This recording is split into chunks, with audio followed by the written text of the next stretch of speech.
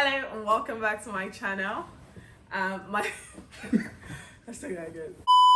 Hello and welcome back to our channel at this point. My name is Toby Daniels. And I'm Shay Daniels. Thank you so much for stopping by. If this is your first time of seeing my face or our lovely faces, please be kind to subscribe. I film about faith, lifestyle, relationships, property, love, travel at this point. Yeah, there's definitely something that you'd enjoy on my channel, so please subscribe, turn on the notification bell so that you'll be the first to know anytime I post a video. And speaking about travel, we're currently actually at Madeira Islands in Portugal, and we're staying at a beautiful Savoy Palace hotel. If it's not up yet, there will be a room tour and also just showing you everything we're getting up to in Madeira Islands. Absolutely stunning. But anyway, this is not about Madeira Islands. This is about why we said yes. And that brings us nicely into the reason for this video. So in this video, we just wanted to share why I said yes and why you asked me to marry you. So grab your drinks and your popcorn, and we'll try not to make it too long, but hopefully this video gives you clarity if you're in that space of your life where you're wondering, is he the one, is she the one, but then also you just enjoy a good love story written by God. All right, let's get into it.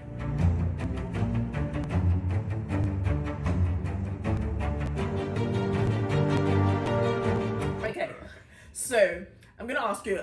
Actually, before that, I filmed a video where I talked about how God wrote my love story. So I'll try and link that, but make sure you check that out as well. That will probably give you a full picture of everything from my own point of view, especially. So I'm probably going to be asking you more questions since you weren't in that video. Yep. Okay, so was there a moment? First question is, Mr. Daniels, was there a moment when you felt like she's the one? Was there something that happened, or was there a particular time where the light bulb switched on in your head and you're switched up, light bulb was switched on and you're this is it has to be or anyway, that's first question. Was there any moment? So I'd say that the first time I set my eyes on you, there was definitely something. Okay. And then which meant that I had a sort of liking for you, and however I just thought this girl, say that was out of your league. No. I thought that she would be in a relationship. She seemed like she had everything all figured out. I had all my ducks in a row. So it seemed. Yeah, and this was at one of your sister's wedding. Yeah. Anyway, she was feeling herself quite a lot on that trip. But yeah, that was the first time that I met her, and I had a liking, to her, which meant that I went to start stalking her. But I left no traces. Yeah, so watched all previous YouTube videos. Did you watch my videos then? Yes, I did. Then? Yeah. Not when we met again? Yeah. I think it was when we met again. No, you watched them. I didn't watch all of them. I probably watched a few. So top tip, right? If you're looking for a man, start a YouTube channel and watch very videos. funny. I'm kidding. And then I was following on Instagram. Yeah, you had your birthday. Okay. With balloons and all. So I'm still waiting for answers to my question. Was there a moment? So when I saw you again in end of 2016, and I realized that there was no ring on the finger. I mean, after due diligence and inquiry from my man, Mr. Odi, shout out. Yeah, it was at that moment I knew I had to take I had to go ahead and start something that could be a similitude of a relationship. Okay, so at that moment, if I understand you correctly, I don't know, you're thinking relationship, fine. But again, back to the original question, was there a moment that you felt let's talk about more serious in terms of wife. So was there a moment where you felt this is my wife? Yeah. Definitely. It was at Camp Joseph. Okay. December 28th. Yeah, there was a session. 29? No. Oh, the first 28, yeah. 28. We were in a Christian Camp Joseph is a Christian organization for young people, and we were both there listening to the same message. And the pastor did ask to turn to your neighbor and ask, what is your purpose? Or yes, something like that. And then I told her my purpose, and she gave me a scripture as a purpose, and I'm like, okay, that got interesting. So the time when I knew for a fact was when she shared her purpose, and it was very complimentary to my purpose. And I knew that purpose was one of the things that would be a marker for who my wife would be. Have you heard me say that before? Yeah, you probably heard it, boy. I probably heard it, but you probably copied it from me. No, like I've actually I wrote this thing down in 2014 or something, where I was like, purpose, like was one of the I didn't write mine down, but everybody I ever shared, well, the people that I liked, that I shared my purpose with, they weren't too keen about it. So, moment I found somebody who didn't hear me first, who said it first, and it sounded exactly the way I would say. At that moment, it was 3 a.m. Yeah, it was about that time. Yeah. By the way, this is not to say that whoever you're going to marry is going to be doing exactly the same thing as you. It was just that for us in particular, we had known that purpose was one of the ways, like, we were going to know our life partners in the sense that it was going to be quite identical or similar. Yeah, or complementary. Or complementary. Because ours is not the same. Yeah, I mean, but it's definitely complementary. Yes. And so it's not, so if you find someone that is saying, oh, their purpose is different, or what they believe is their purpose from God is different. I mean, I don't mean like completely different. Doesn't mean that it's not the one, as long as it's complementary. I mean, just to put a little joke out there, I've heard some people say that they think that their calling in life is to become a pastor's wife.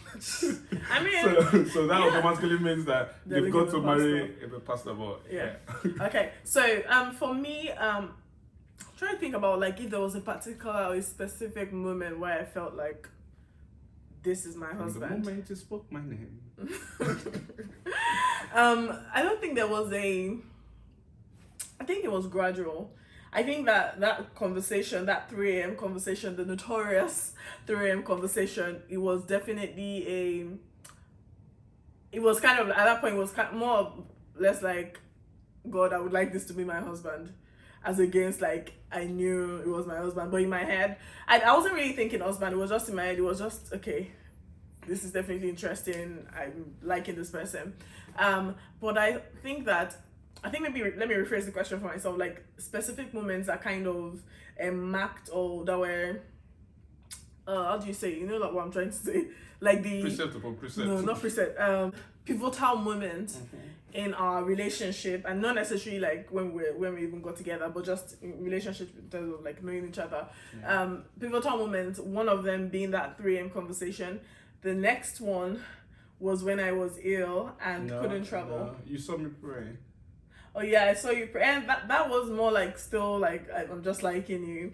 But I think the next one would be when I was actually, before that, was the way you were, like all through, like when I was in Nigeria, like the way you were taking care of me, like you were really caring, like literally just having to, like you literally were treating me like a queen, and you still do. Just actually. Like I still do. Yeah, I just if you're giving me 1 millisecond, I would have said it before you. Yeah, so it was the way you were treating me like a queen. But the next big thing, I think, was when when I was ill and I couldn't fly, so I was to leave Nigeria. And as I don't know, the devil will have it, I felt ill. Like I think I had food poisoning, even though I had not eaten for like almost 12 hours before then, but somehow I kind of got food poisoning just right at the moment after I checked in. And it dropped me at the airport. Again, like I'm sure, like I said this, how God wrote my love story. But I feel like, when the Bible says that all things work together for good to those that love God. Why smiling? Because it didn't seem like that. Yeah, of course. Like all things work together. Or what? No, it takes what the enemy meant for evil, or he took what the enemy meant for evil, and he turned it for good. Yeah. That was like, was that a song or a verse? Is the verse the first one? The one I first quoted is definitely a verse. Yeah. But anyway, it took, God literally took what the enemy meant for evil and turned it around for good, because I was really ill, and yeah, it was not pretty. But you know, in that moment, a lot of things, so many things got accelerated in that moment. You pretty much got to meet my own family unintentionally, because it was the one that they could speak to, because it was the one with me at the airport. But I think more than anything, I actually have a picture of you. I don't know if I can find it and insert it when you're in the hospital, when you were like I should actually get a picture of you. On the hospital bed. Yeah. Or when I was on the floor in the toilet. Oh, yeah. And the way it took care of me, and the way it was like, it was going to stay there. It wanted to it was going to stay it wanted to stay over in the hospital. My sister was down like, no, like, you've done enough. I'm just thinking about it, that this girl that came from UK, you know, let me take care of her. It's probably, you know, just the weather, the food in Nigeria. And then you I think one of the things that you did, like, you sent me that message saying how beautiful I looked and stuff, and I was like, okay, like, anyone that can see me in that kind of mess and still say I look beautiful, I know like anyone can say anything and say, oh, you're so beautiful. No, like, I felt like you meant it. I did. Yeah, and I still do. Oh, thank you, baby.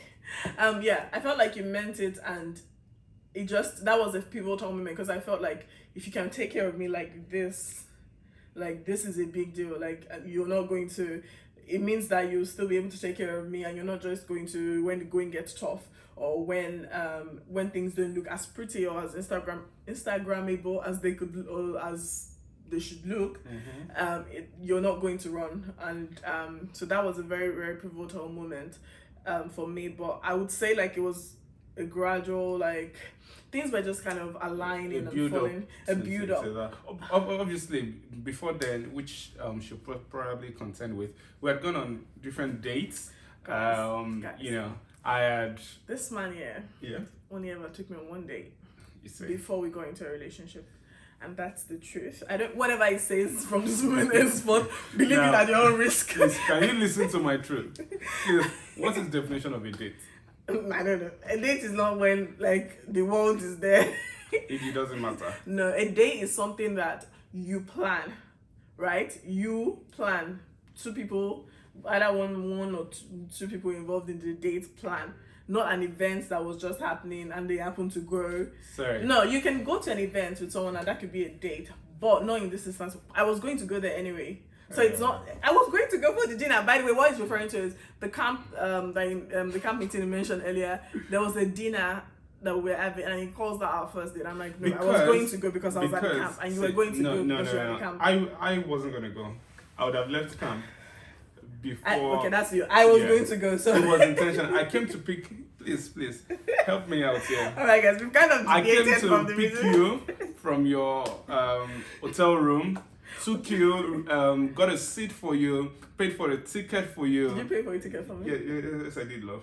Got a ticket for you, walked with you, sat with you, we were together, we ate, laughed, had a great time, and took you back home. Please, what else is a date? It meets every criteria, and you had a good evening. And I've got pictures. Of you. Well, that's one of the many that she, disqualifies. But yeah, after a few dates, it was mind blowing. I can remember one 3 prone attack dates that we had. We started in the morning, went to the beach, went for. That was the only date. That was the only date we had.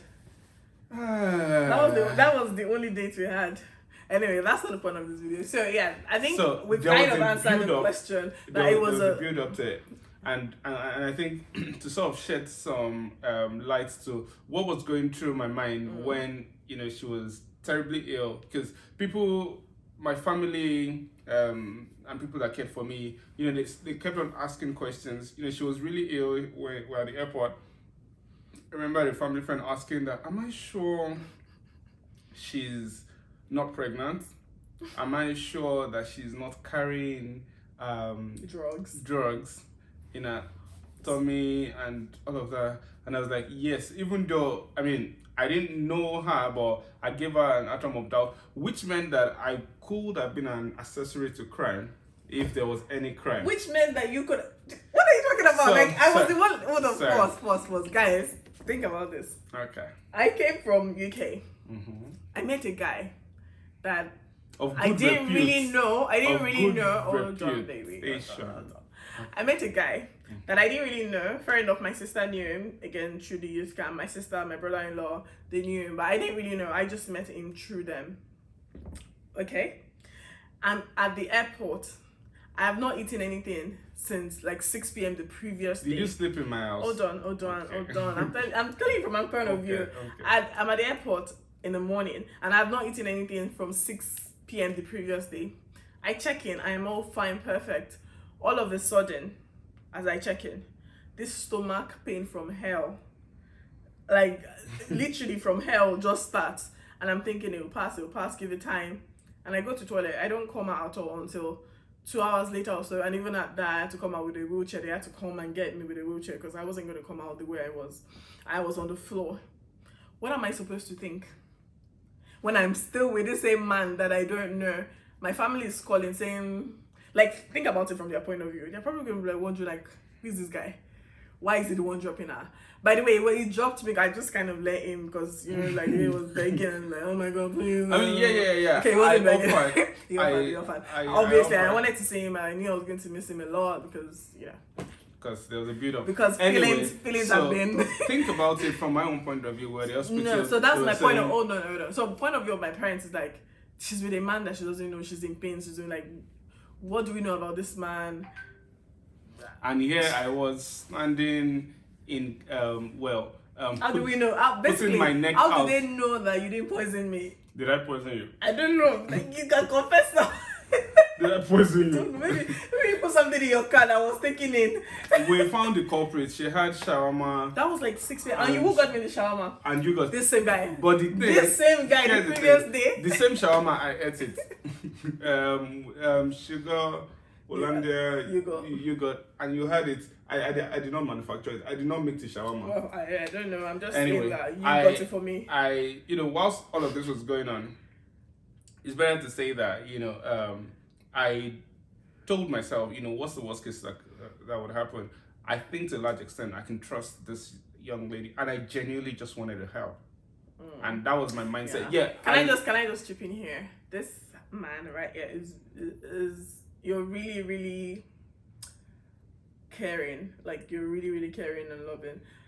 Even if you didn't like me that way, and even if I was just a friend, I think that you still have done the things you did. Maybe you won't like go all the way in terms of offering to sleep over when there was someone else that could sleep over, but in terms of like just being there, cancelling your appointments, doing whatever, like I know like you'd still have done exactly the same thing. So kudos to you. Yeah. Well done.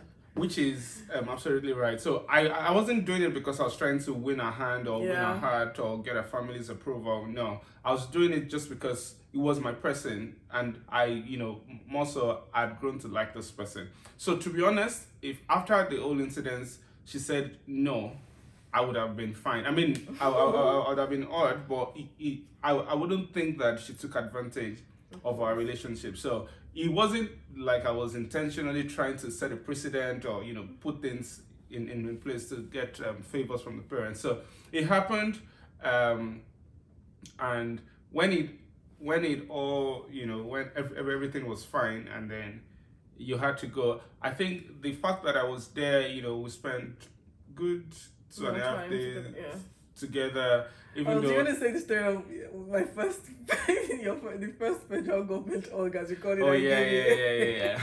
So towards the end of that, when she was You discharged, told me this about like 2 or 3 days ago. when she was discharged from the hospital, I think your sister, my sister's house. Yeah, they were working, and I think I just quit. Yeah, I don't think I know. I just quit my 9 to 5 at the time. Started my business about 6 months, so I was quite flexible with time. And my sister and her husband had gone to work, so it was just two at home. Actually, I got discharged. You took me home. Yeah, or took me to my sister's. Yeah, and then when we got there, I think she I knew because she hadn't eaten. I've always known that she's very picky with food, and rice was the answer.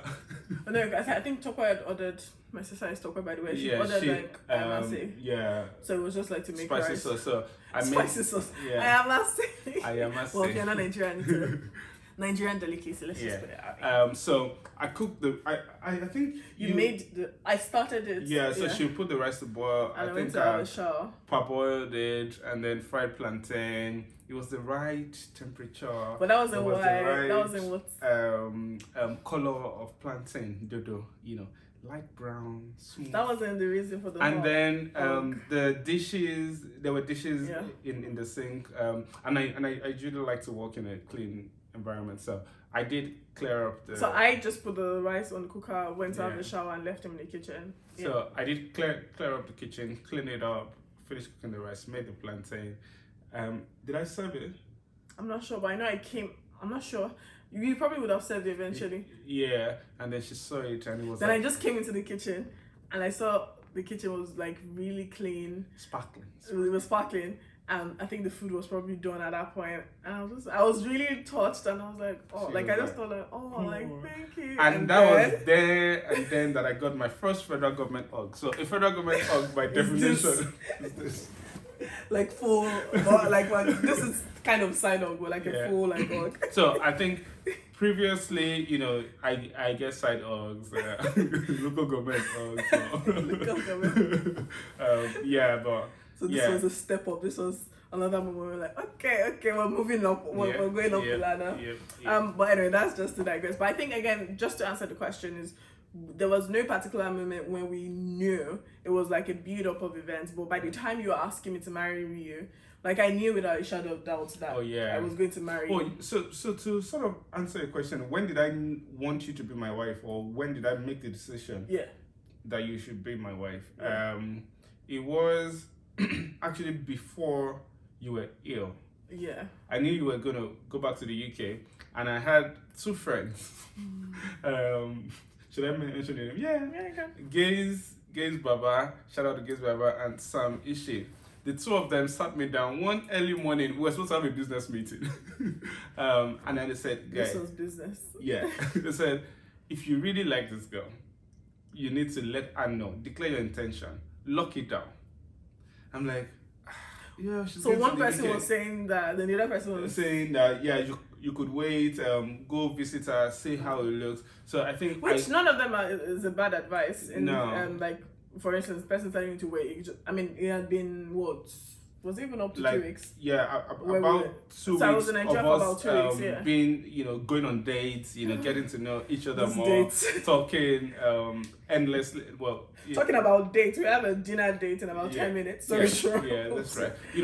Talking about stuff. So it was that night, and I think this was either the second day of the year. Wait, you had to travel when? First week towards the end of the first week. So this was either the second or the third day in January of 2017. So I went back home and I just told as I was driving back home, I just said, you know what? I would love 5 years ago. Marry this young lady, and I'm gonna try out everything. So at that point, I knew, and I actually did tell you that I wanted to get married to you in 2 weeks. That's a different conversation. I mean, I was bored. I'd listened to so many motivational speaking. If anything, that should have made me run. I was like, what? Anyway, well, that showed you that I wasn't, messing about. I was going for the real deal, and So you knew before, like I felt ill. Yeah. So for me, like it was a build up of events that time I was ill was like it was a pivotal moment. Same with when we talked about purpose and then other signs and things that I asked God for, just to be sure that this wasn't just feelings, because obviously my feelings were already heavily invested at this point. So I just wanted to make sure that I wasn't making a decision based on just because I like him, or just because he's a nice guy, or just because he's caring. I mean, those are good attributes, and it's great, but I just wanted to make sure I was marrying my husband. And sorry to cut you.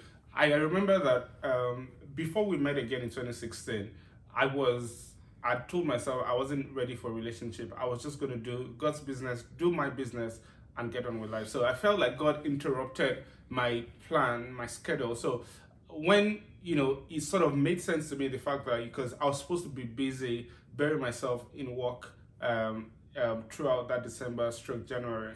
So when that interruption happened, I was just like, you know what? Okay, so if love happens, what do we do? When love happens, which the Nigerian movie that we saw One of the dates there No, we went we on. didn't watch a Nigerian movie. When Love Happens. No, we watched that. I watched that. Oh, sorry. separately. We went for a stage play. Yeah. Yeah. Yeah. Anyway, we're gonna wrap up this video here. So, in summary, what was it gonna be? The title. Why did you say it? What? Was that what we called it? It sounds awkward. Alright, I said yes because it was a build up of events and the things that happened that were all pointing, towards, I guess, shining a light on him. Shining a light on him, like, oh, this is your husband. But yeah, I said yes because of that, but more so because I asked God and he confirmed over and over again that this was him. So that was why I said yes. Why I asked was because I met somebody who genuinely loved God, who was beautiful within and without. I used to say that I'm sapiosexual, so I'm attracted to people with, good intellect. She fit that bill. She was the perfect size as well. Was. Well. Don't worry, I am catching myself. Wow, you didn't even change that. Okay. At the time, we're saying, Okay. why did I? Is in the past tense. Okay, that's fine. Let's not. I'm not asking for comments. Let's just move on. Okay. And I think I was convinced in my spirit mind that this was the right thing. I didn't get a nudge to say no. I didn't get anything to say no.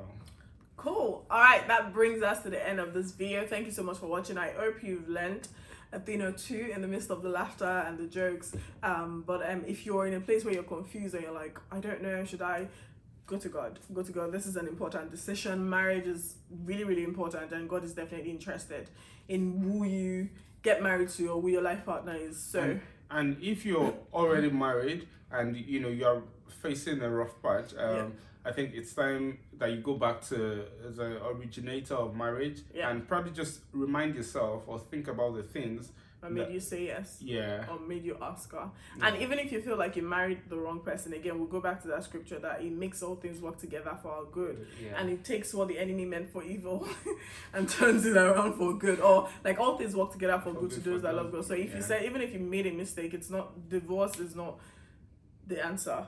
Yeah. God can turn it around and can make you good, and he can, God can do anything. He can turn it around. So just go to God. I don't feel like it's over, nothing is happening. All right, thanks so much for watching. Please remember again to subscribe, leave a comment, let me know what you found about this, what you liked about this video. Just let's hear from you. And also if you're married already, or you're with someone, let us know the moment. Like, was there a particular moment that made you say yes, this is the person, or was it like a gradual build up like ours? Let us know in the comment section. And make sure you check out the Portugal or the Madeira vlogs and room tour. This hotel is amazing. I know you can't see it yet, but that's why you should check out the video. So like this video. Remember to like, to subscribe, leave a comment, and then click on notification bell. No. All right, guys. Thank you. Bye.